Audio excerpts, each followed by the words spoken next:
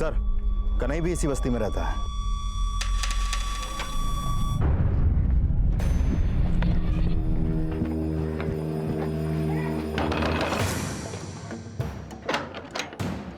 जी कन्हई कहाँ है? क्या होलो? वो तो यहाँ नहीं है। मनीषा, तलाशी लो घर की।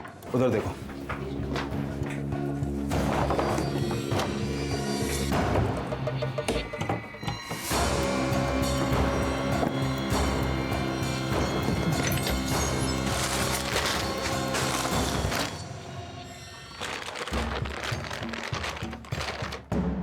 सर,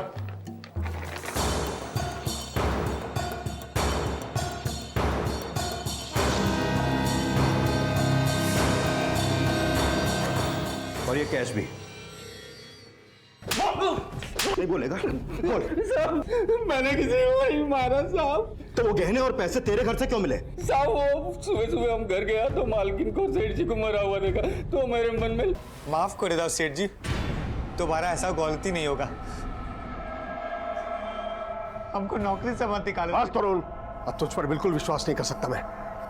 जाओ बेरी जाओ, देखे, और आज के बाद अपनी शक्ल भी मत दिखाना मुझे। जाओ। फिर उसे किसी ने काम नहीं दिया, लेकिन वो 2 महीने पहले दोबारा सेठ जी के पास आया काम मांगने के लिए और गिड़गिड़ाने लगा। सेठ जी को उस पर तरस आ गया। सेठ जी, हमको हमारा गलती का एहसास हो गया सेठ जी। हम आपके पाँव पकड़ता है सेठ जी, हमको खाली एक मौका दे दो। उठ उठ। देखो, हम तुमको सुपरवाइजर तो नहीं रख सकता, लेकिन हाँ, अगर दिहाड़ी मजदूर करके काम करना चाहते हो तो आ सकते हो। जिस दिन आओगे 150 रुपए दूंगा। 150 रुपया? हाँ, 150 रुपया। वो हाँ तो बोल दिया था, लेकिन अंदर ही अंदर बहुत नफरत पाता था सेठ जी के लिए, क्योंकि सेठ जी ने उसे सुपरवाइजर से दिहाड़ी मजदूर बना दिया था। बहुत कड़वा बोलता था वो सेठ जी के बारे में। गनीमत है कि सेठ जी ने तुझे जेल नहीं भेजा और दोबारा काम पे भी रख लिया। तो क्या एहसान किया? साला हमको सुपरवाइजर से दिहाड़ी मजदूर बना दिया। हमारा मजबूरी का फायदा उठा रहा है वो। देखना, एक न एक दिन इस सुकेंदु सेठ को हम उसका औकात जरूर दिखा देगा उसको। मुझे पक्का यकीन है उसी ने ही सेठ जी को मारा होगा। चोरी के इल्जाम में निकाले गए चोर ने सिर्फ हत्या की और तूने चोरी। बेवकूफ समझता है हमें। सब मैं सच बोल रहा हूँ, मैंने किसी को नहीं मारा। इसकी तब तक खातिरदारी करो जब तक ये सच ना बोले। ये तरुण के घर की तलाशी लो और उसको बुलाओ, और हाँ, ये शुकेंदु के भाई को भी बुलाओ। सर,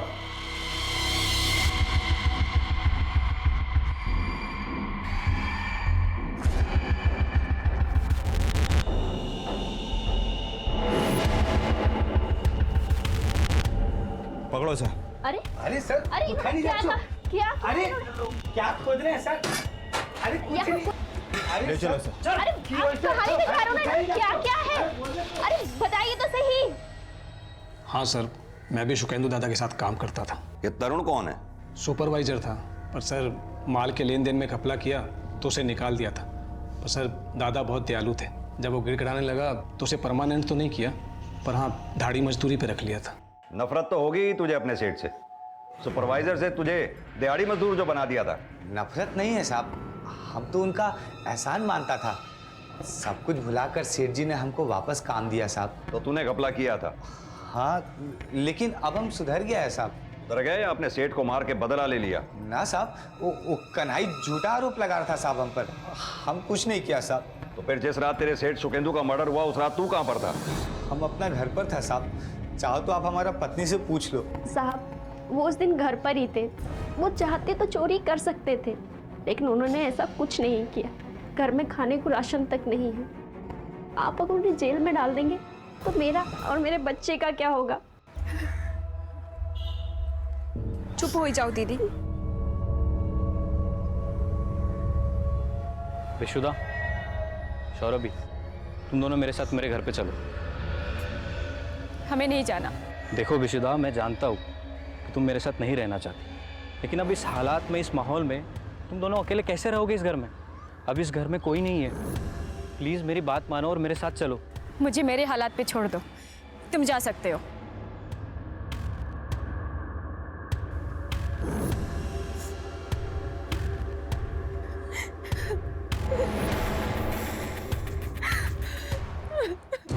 सर, तरुण के घर से ऐसा कुछ नहीं मिला जो इन मर्डर्स में उसका हाथ होने का कोई लीड थे।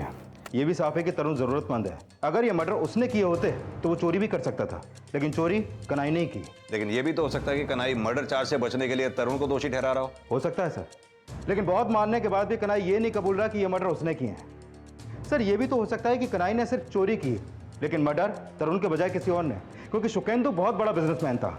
हो सकता है काफी दुश्मन हो उसके। लेकिन बनर्जी, हत्या सिर्फ शुकेंदु या उसकी बीवी की नहीं हुई है, उनके नौकर गणेश की भी हुई है। इस गणेश से लेकर शुकेंदु के घर वालों के सबके कॉल रिकॉर्ड्स निकलवाओ, पता लगाओ शुकेंदु के परिवार में, रिश्तेदार में, व्यापार में ऐसा कौन है जिसके पास इन सबको मारने का मोटिव हो सकता है। सर,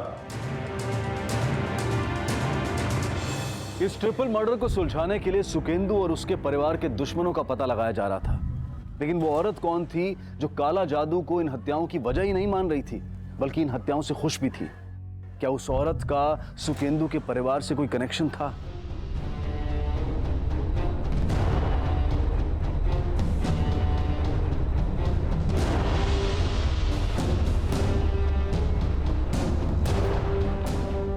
सर, बस्ती वालों से पता चला है कि शुकेंदु के छोटे भाई देवेश की बीवी शांति शुकेंदु और उसकी बीवी से बहुत नफरत करती थी, क्योंकि 2 महीने पहले देवेश के बेटे वरुण की फूड पॉइजनिंग की वजह से मौत हो गई थी। तब से शांति को लगता है कि शुकेंदु की बीवी प्रोमिला ने ही उसके बेटे को जहर देके मारा था, और तब से शांति लगातार एक तांत्रिक से मिल भी रही थी। सर, कौन तांत्रिक? सर, ये तो नहीं पता कि यह तांत्रिक कौन है, लेकिन सुनने में तो यही आ रहा है। तूने ही मेरे माँ और बाबा की जान ली है ना, छोड़ूंगी नहीं मैं तुझे। हाँ, मैंने ली है तेरे माँ बाबा की जान, क्योंकि मुझ में शक्तियां हैं और तू मेरा कुछ नहीं बिगाड़ सकती। मैं तुझे भी नहीं छोड़ूंगी, जला कर राख कर दूंगी, तुझे नहीं छोड़ूंगी, मैं जिंदा नहीं छोड़ूंगी। ठीक है सर, शांति के पड़ोसी का कॉल था। जला के बस कर दूंगी। अरे नहीं छोड़ूंगी। शांति छोड़ दे। नहीं छोड़। हाथ लगा, जला के बस कर दूंगी। छोड़ उसे, मर जाएगा। छोड़ शांति, छोड़ बस कर दूंगी। नहीं छोड़, नहीं छोड़ूंगी मैं उसे, छोड़ूंगी नहीं मैं, छोड़ूंगी नहीं।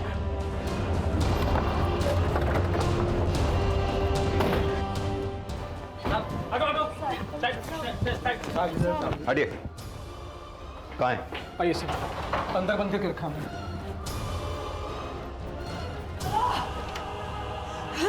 छोड़ूंगी नहीं। रुकिए। छोड़ो। हटिए, रास्ता दीजिए। नहीं, किसी को नहीं छोड़ूंगी, सबको अपने काले जादू से भस्म कर दूंगी, तेरे पूरे परिवार का नाश कर दूंगी। छोड़ो मुझे, तुम लोग मेरा कुछ नहीं बिगाड़ सकते, नहीं बिगाड़ सकते। हाँ, मैंने ही काला जादू करवाया उन पे, इसीलिए उनकी हत्या हुई। तुम लोग मेरा कुछ नहीं बिगाड़ सकते। तेरे काले जादू ने नहीं, तूने हत्या की है उसकी। सर, जब से हमारा बेटा मरा है उसका दिमागी संतुलन बिगड़ गया है। ऐसा क्या हुआ तो जो उसे लगता है कि तुम्हारे बेटे को तुम्हारी बहू नहीं मारा था? 2 महीने पहले वरुण की तबीयत बहुत खराब थी। सर, हमारी बहू जो है वो बहुत धार्मिक थी, वो मंदिर से वरुण के लिए प्रसाद लाई थी। देख, मैं तेरे लिए प्रसाद लाई हूँ, खा ले, जल्दी से ठीक हो जाएगा। शांति, तू चिंता मत कर, प्रसाद दिया ना मैंने, जल्दी से ठीक हो जाएगा मेरा बेटा। उसके बाद वरुण को फूड पॉइजनिंग हो गया। हॉस्पिटल ले जाते समय रास्ते में उसने दम तोड़ दिया। बस सर, तभी से शांति को लगता है कि बॉडी ने वरुण को मारने के लिए टोना टोटका किया है, और सर इसीलिए वो टोना टोटका करके उनसे बदला लेने की सोच रही है। कौन से तांत्रिक के पास जाती थी वो? सर, वो हाईवे के पास उसकी कुटिया है।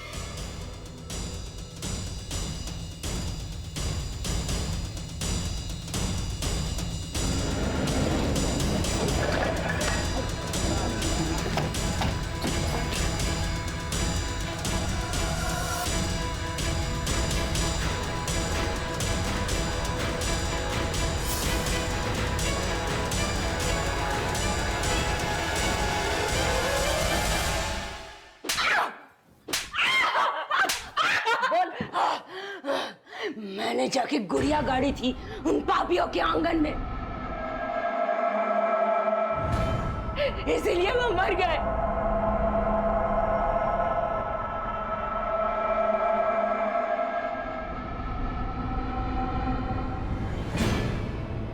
सर, हो सकता है शांति ने अपने अपराध को टोटके का नाम देके ये गुड़िया यहाँ पर गाड़ दी हो।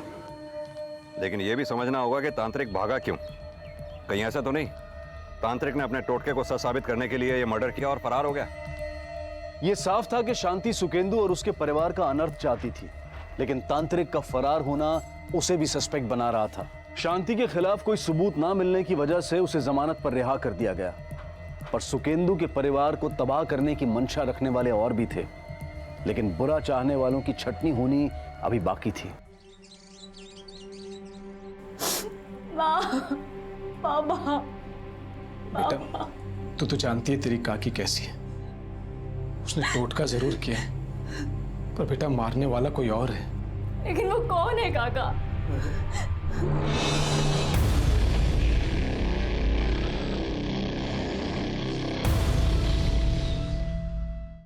सर, शुकेंदु, उसकी बीवी प्रोमिला और गणेश की पोस्टमार्टम रिपोर्ट। इस रिपोर्ट के मुताबिक शुकेंदु की हत्या से 2 घंटे पहले ही गणेश और प्रोमिला की हत्या हो चुकी थी। यानी कि प्रोमिला और गणेश की हत्या के बाद हत्यारा 2 घंटे तक शुकेंदु के आने का इंतजार करता रहा। मर्डर का टाइम? सर, गणेश और प्रोमिला की हत्या रात 11 से 12 बजे के बीच हुई और रात 11 बजे तक शुकेंदु की फोन की लोकेशन शादी के वेन्यू की थी और ठीक 12:30 बजे तक शुकेंदु का फोन हीरापुर एरिया में एक्टिव था। सर, पता चला है शुकेंदु का एक छोटा भाई भी है। रात 12:30 बजे तक शुकेंदु का फोन जिस एरिया में एक्टिव था उस एरिया में उसके भाई का एक आश्रम है। आश्रम? वो सन्यासी है सर, भगवान की तरह पूछते हैं लोगों से, विजय बाबा के नाम से जानते हैं। ये देखिए सर, उस तांत्रिक की कुटिया उसके आश्रम से ज्यादा दूर नहीं। बनर्जी, कहीं ऐसा तो नहीं कि इस बिजॉय बाबा का इस तांत्रिक के साथ कोई कनेक्शन हो? लेकिन सर, तांत्रिक के कॉल रिकॉर्ड में तो ऐसा कुछ सामने नहीं आया, लेकिन सर हो भी सकता है। सर, बिजॉय बाबा की ये बात भी अजीब है, उनके भाई और बौदी को मरे 3 दिन हो गए, लेकिन वो उन्हें देखने तक नहीं आए।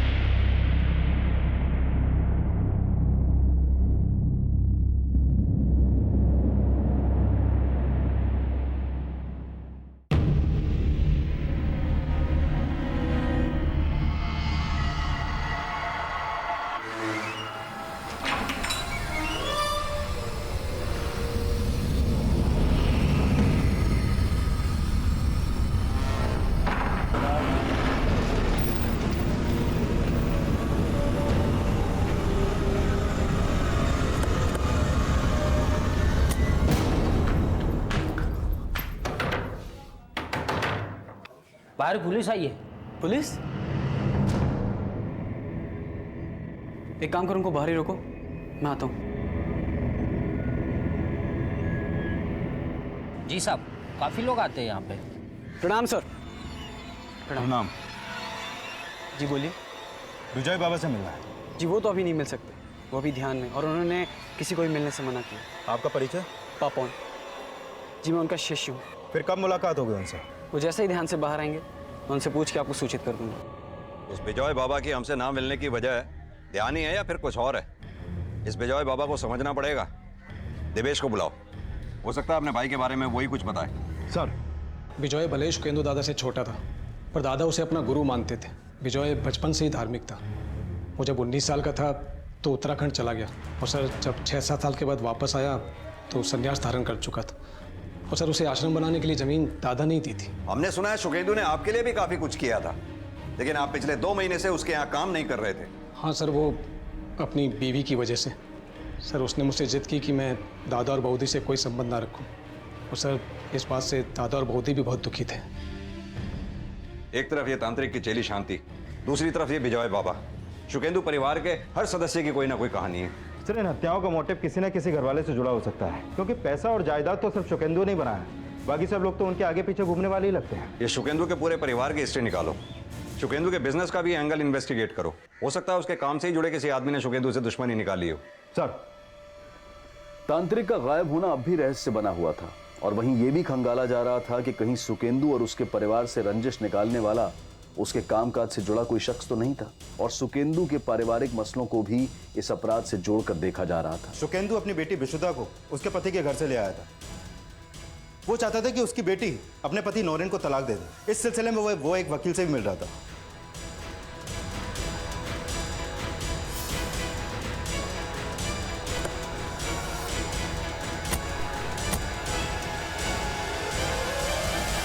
सर, नौरीन मुझे मेंटली बहुत टॉर्चर करता था क्योंकि मैं उसे बच्चा नहीं दे पाई। पहले तो बाबा ने नौरीन को एक मौका दिया, लेकिन फिर एक दिन अचानक मुझे घर ले आए और बोले कि मैं नौरीन से तलाक दिलवा दूंगा। नहीं सर, मैं वसुधा से नहीं, मैं खुद से अपसेट था। अब मियाँ बीवी के बीच में अगर बच्चा ना हो तो थोड़ी बहुत तो खिटपिट होती रहती है सर, लेकिन उसी बात का बाबा ने बतंगड़ बना दिया और विशुदा को घर से ले गए। मैं तो सिर्फ उसको अपने लाइफ में वापस लाना चाहता था, अपने घर में वापस लाना चाहता था, लेकिन उन्होंने मना कर दिया। और इसी नफरत में तुमने उन लोगों को मार दिया। नहीं सर, मैं ऐसा क्यों करूँगा? मैं थोड़ा अपसेट था, लेकिन उनसे नफरत थोड़ी करता था। सुकेंदु के दोनों भाई बिजॉय और देवेश की पत्नी शांति के बाद अब सुकेंदु के दामाद नरेन पर भी नजर रखी जा रही थी और बहुत जल्द सुकेंदु की छोटी बेटी शक के घेरे में आने वाली थी। शुरू पापा उनसे मिलने जा रही हो तुम? जब आप जानती हो तो पूछ क्यों रही हो? बाबा ने मना किया था ना तुमको पापा उनसे मिलने के लिए। हाँ, वो नहीं रहे तो कम से कम उनकी कही हुई बात का तो मान रख लो। देखो दीदी, मुझे समझाने की जरूरत नहीं है कि मुझे क्या करना और क्या नहीं, ठीक है?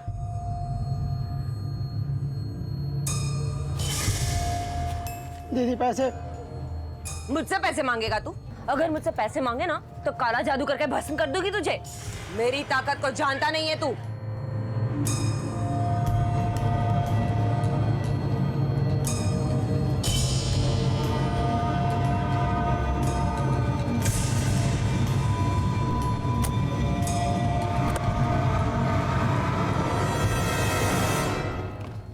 सर, नौरेन को भूमि होटल के पास एक लड़की के साथ देखा गया। कौन लड़की? ये तो नहीं पता लगा, लेकिन हो सकता है उसका एक्स्ट्रा मैरिटल अफेयर हो और इसी वजह से सुकेंदु विशुदा को लेकर आया होगा। लेकिन विशुदा ने यह बात हमें पहले बताई क्यों नहीं? अगर नौरेन का किसी के साथ एक्स्ट्रा मैरिटल अफेयर है तो उसका सुकेंदु और उसकी बीवी को मारने के पीछे क्या मोटिव हो सकता है? सर, मोटिव का तो पता नहीं, लेकिन विशुदा की छोटी बहन शुरोबी का एक झूठ सामने आया है। सर, हमें बताया गया था कि जिस रात मर्डर हुआ उस समय शुरोबी कोलकाता में थी। एक छोटी भी है शुरोबी, वो कोलकाता में है। लेकिन शुरोबी के फोन की लोकेशन के हिसाब से वो आसनसोल में ही थी और उसकी एक नंबर पे लगातार बात हो रही थी और इन दोनों फोन की लोकेशन आसनसोल की ही थी। पता करो कहीं वो नंबर नौरेन का तो नहीं है। सर, शांति, ये सब नहीं होगा मुझसे। एक बार कहा ना, करना पड़ेगा। मुझे सिद्धि प्राप्त करनी है। क्या हो गया है तुम्हें? मेरी समझ से तो बाहर होती जा रही हो तुम। लेक्चर मत दो, जितना कहा है उतना करो।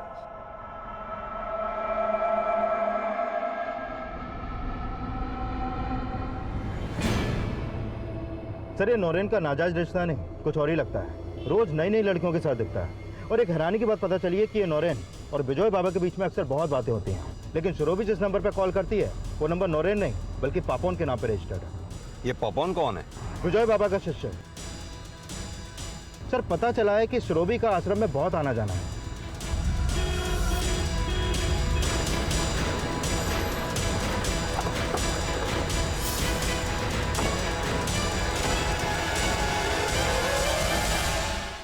आपकी बहन शुरोबी घर पे है? वो तो काम से बाहर गई हुई है। पापोन को जानती हैं आप? वो शुरूबी पापोन से प्यार करती है साहब। पहले तो बाबा को पापोन से कोई प्रॉब्लम नहीं था, लेकिन कुछ दिन पहले बाबा ने शुरूबी को पापोन से मिलने के लिए मना कर दिया। शुरूबी, कांदिश ना, चुप। कि देखो लाभ नहीं शुरूबी, रोने का कोई फायदा नहीं है। मैंने तुमसे कहा है तुम पापोन से नहीं मिलोगी, मतलब नहीं मिलोगी, समझी ना तुम? ऐसी क्या वजह थी जो तुम्हारे बाबा ने शुरोबी को पापोन से मिलने से मना कर दिया? वो तो उन्होंने कभी नहीं बताया साहब। तुम्हारे बाबा उस रात आश्रम में क्यों गए? वो तो अक्सर वहाँ जाते थे, लेकिन कभी रात को नहीं गए और ये बात हमें भी नहीं समझ में आया। तुम्हारे पति नौरेन की बिजॉय बाबा से बहुत बातचीत होती है। विजय चाचा को नौरेन बचपन से जानता है, उनका अच्छा दोस्त है, तभी हम में प्यार हुआ, लेकिन हमारा रिश्ता निभ नहीं सका। बनर्जी, पापोन और शुरोबी से मिलने से पहले इस बिजॉय बाबा से मिलना पड़ेगा, फिर अब चाहे वो किसी ध्यान में हो या किसी मुद्रा में।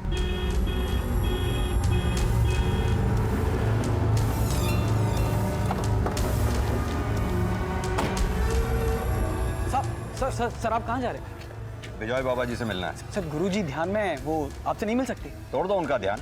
सर गुरुजी का ध्यान ऐसे नहीं टूट सकता। तो हम तोड़ देते हैं उनका ध्यान। रुकिए, आ रहा हूं मैं। उस रात शुकेंदु आपके आश्रम में आए थे? जी हाँ, आए थे। तकरीबन 12 साढ़े 12 बजे तक थे, बाद में चले गए। इतनी रात को उनके यहाँ आने की वजह? उन्हें कुछ तनाव था, उनके लिए पूजा करवानी थी। कैसा तनाव? सांसारिक तनाव। हालांकि मैंने उन्हें समझाया कि गृहस्थाश्रम है तो तनाव तो होना ही है, लेकिन फिर भी उनकी मन की शांति करने के लिए मैंने यज्ञ करवाया और बाद में वो चले गए। और आपके यज्ञ के बाद वो अपने घर गए जहां उनका मर्डर हो गया। क्या कनेक्शन है आपके यज्ञ और उनके मर्डर के बीच में? अभी मैं कैसे बताऊं सर? अपने भाई की मौत की खबर सुनकर अफसोस तो हुआ ही होगा। मैंने संसार की मोह माया का त्याग किया है। मेरे लिए हर मानव एक समान है। जैसे आप हो वैसे ही हमारा भाई, वैसे ही ये सबन। और जनन मरण तो संसार का नियम है, उसे भला कौन टाल सकता है? आपके भाई अपनी मौत नहीं मरे हैं, मर्डर हुआ उनका। बनर्जी, इसे जानते हैं आप? जी नहीं, ये तो कोई तांत्रिक लगता है। मेरा संपर्क तो साधु संतों से है, ऐसे तांत्रिकों से नहीं।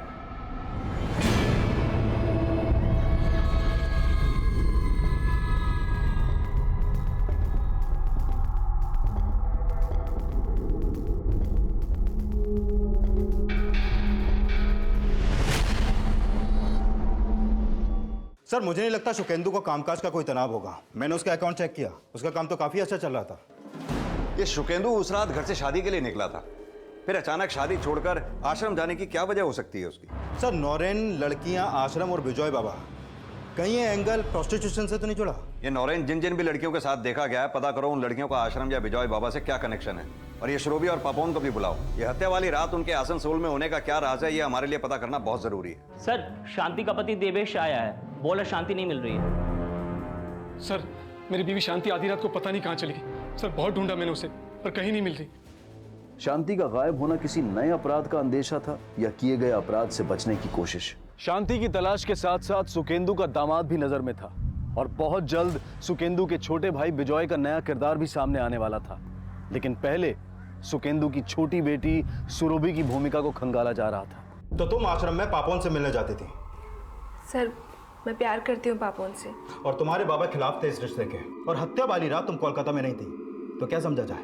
हाँ सर, उस रात मैं पापोन के साथ थी और मैंने बाबा से भी झूठ बोला। तुमने सिर्फ झूठ ही बोला या फिर उनको मार भी दिया? क्योंकि वो तुम्हें पापोन से मिलने नहीं देते थे इसलिए।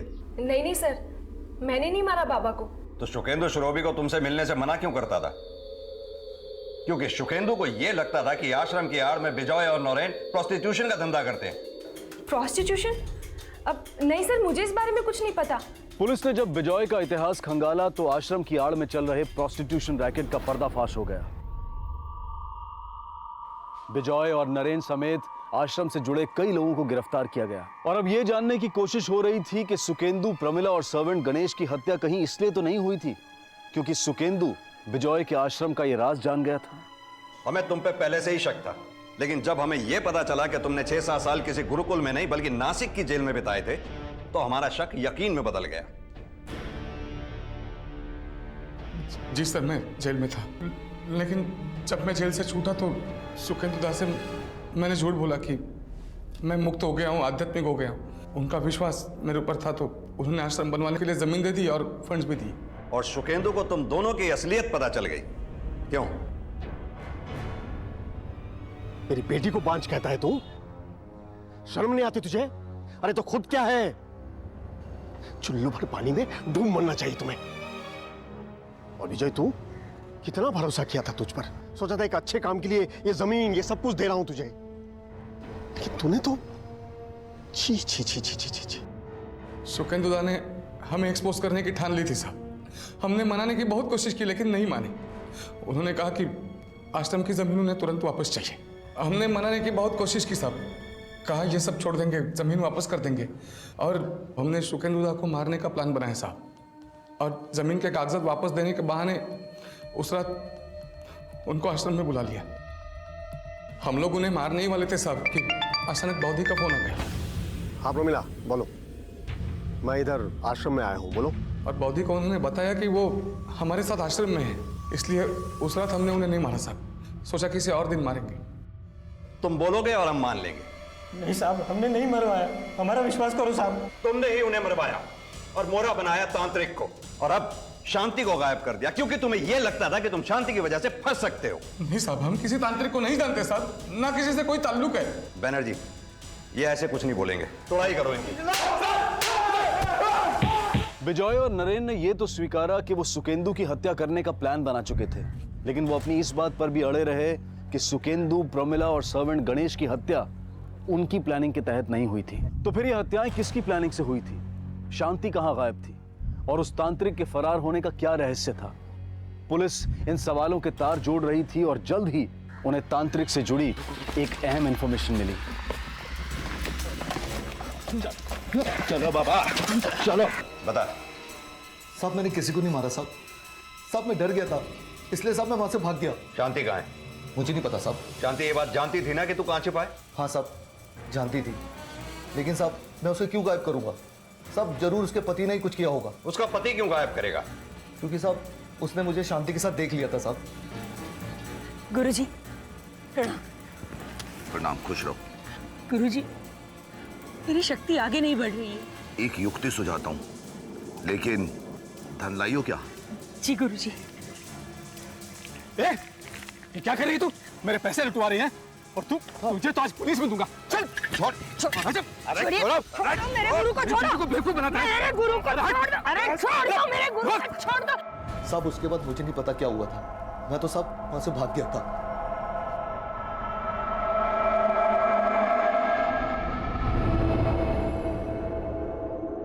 तुम्हारी चुप्पी साफ साफ बता रही है कि तुम ही ने शांति को मारा है।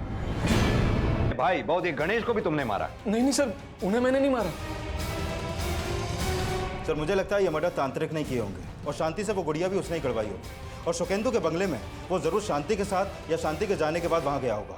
साहब मानता हूं साहब, मैं शांति के साथ गया था, लेकिन मैंने किसी को नहीं मारा साहब। तू शांति के साथ नहीं गया था, शांति के जाने के बाद गया था। अपना काला जादू सच साबित करने के लिए तूने ही उन तीनों का मर्डर किया। नहीं साहब, मैं शांति के साथ ही गया था, लेकिन बंगले में नहीं घुसा साहब।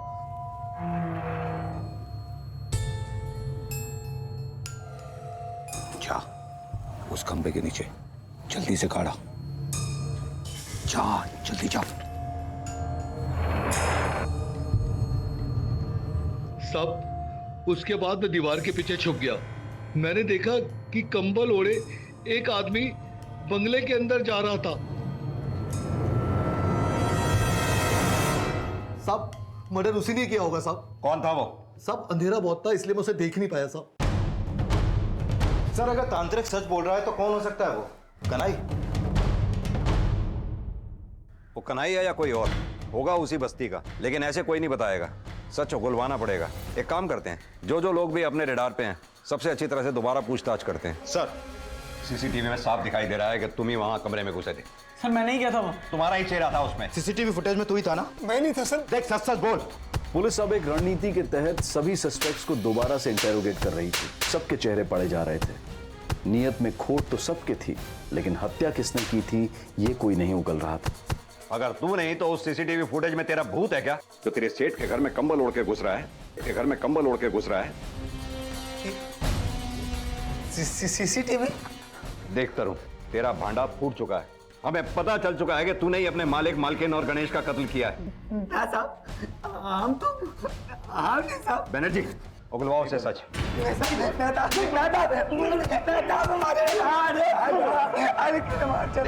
देखता रहूं, जब तक तू सच नहीं बोलेगा इसी तरह पिटता रहेगा। बोल।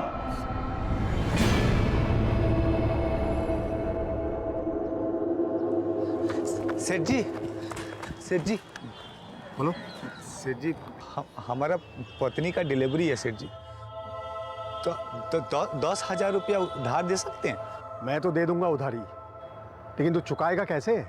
आप हमारे दिहाड़ी में से थोड़ा थोड़ा काट लीजिएगा सेठ जी। तेरा दिहाड़ी है 150 रुपया, तेरी औकात नहीं है उधारी चुकाने की। जा।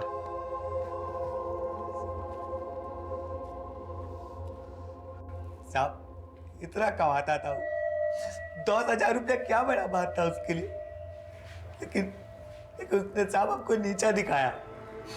तभी हमने सोचा साहब उसका घर में हम चोरी करेगा।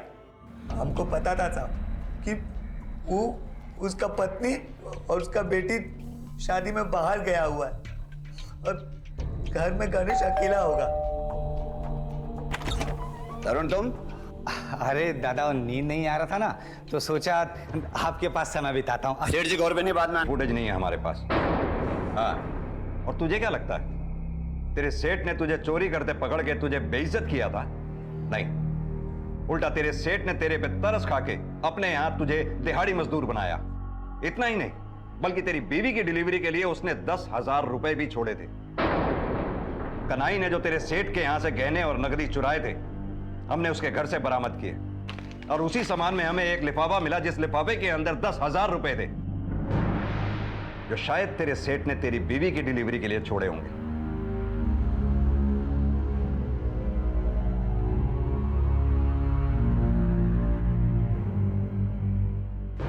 एक पुरानी कहावत है, चोर चोरी से जाए हेरा फेरी से ना जाए। लेकिन तरुण ने अपराध की शुरुआत हेरा फेरी से की, और जब उसने चोरी की योजना बनाई तो एक नहीं 3-3 हत्याएं कर बैठा। अपराध की गिनती चाहे सीधी हो या उल्टी, जो खुद को अपराध में झोंक देते हैं उनका अंत ऐसा ही होता है जैसा अंधविश्वास में अपने आप को झोंक कर शांति का हुआ। कहते हैं कि जहां रोशनी होती है वहां अंधेरे का कोई स्थान नहीं होता, लेकिन जो आंखें मूंद कर चलते हैं उन्हें गिरने से कोई नहीं बचा सकता। इसी विचार के साथ अब मैं अनूप सोनी आपसे विदा लेता हूं। फिर मुलाकात होगी अगले एपिसोड में एक और चौंका देने वाले केस के साथ। तब तक अपना और अपने परिवार का ख्याल रखें और देखते रहें क्राइम पेट्रोल डायल 100। सब एक को सीख हम सबको। जय हिंद।